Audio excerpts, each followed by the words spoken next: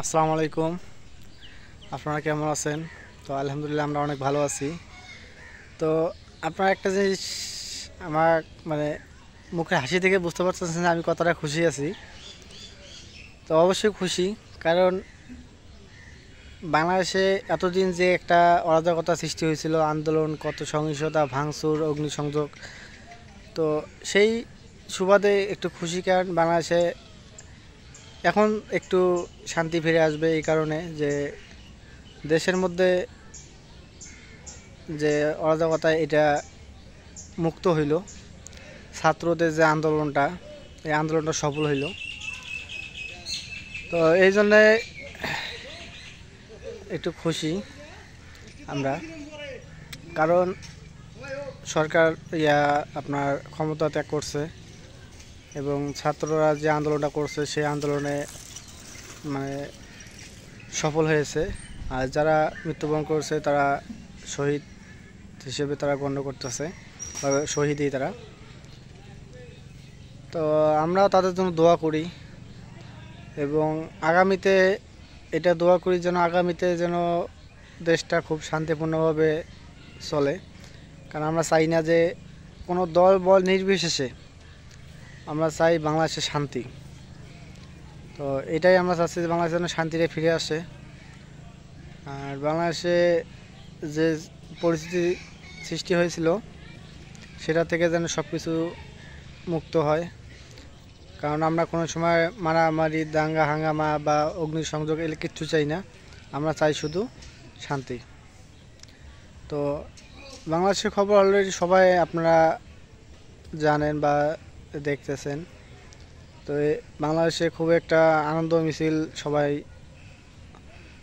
মানে মানে করতেছে আনন্দ মিছিল। কারণ আমি একটা জিনিস দেখলাম যে 1971 সালে মুক্তিযুদ্ধ আমরা দেখি নাই, তো এটাই একটা অনুভব করতে পারি যে হ্যাঁ, ছাত্র সংগঠন যেটা আছে, ছাত্ররা এমন কিছু কাজ ওরা পারে না যে করতে, ছাত্রর মাধ্যমেই এত কিছু। ছাত্ররাই আজকে দেশে সরকারের যে পতন করলো বা শান্তি, আশা করা যায় যে এর পরবর্তী অন্তর্বর্তী যে সরকার আসবে, এই সরকারের মাধ্যমে দেশে একটা শান্তি ফিরে আসবে। তো আল্লাহর কাছে আশা করি যেন ভালোই একটা অন্তর্বর্তী সরকার দেয়, তাকে যেন আল্লাহ পাক হেদায়েত দান করে, যেন সরকারে মানে শান্তি ফিরে আসে বাংলাদেশের মধ্যে, এটাই যাচ্ছি। তো এই যে একটা জিনিস দেখতে পাচ্ছেন যে আমাদের গ্রামে সবাই খুশি। চাচা খুশি না? হ্যাঁ, ঈদের আনন্দ লাগতেছে। দেখছেন, ঈদের আনন্দ লাগতেছে, কারণ দেশের মধ্যে যে একটা অরাজকতা সৃষ্টি হয়েছিল, 17 বছর পর আজকে স্বাধীন হলো দেশ আবার। এই দেখছেন চাচা, মুক্তিযুদ্ধ 71 সালে মুক্তিযুদ্ধ দেখছিলেন কি? না, দেখি নাই। এবার হ্যাঁ, এবার তো দেখে হলেন নাকি? সরাসরি দেখলাম। হ্যাঁ, সরাসরি দেখলাম। এটা সবারই কথা, এটা যে আমরা কেউ মানে 1971 সালে যে যুদ্ধ হয়েছে সেটা দেখতে পাই নাই, কিন্তু বর্তমান যেটা দেখলাম এটা নিয়েই বোঝা যায় যে হ্যাঁ, মুক্তিযুদ্ধ কেমন। আর ছাত্রদের আন্দোলনটা, ছাত্র কি না পারে? ছাত্র সবাই পারে, কারণ ছাত্রের মাধ্যমে সবকিছু হয়।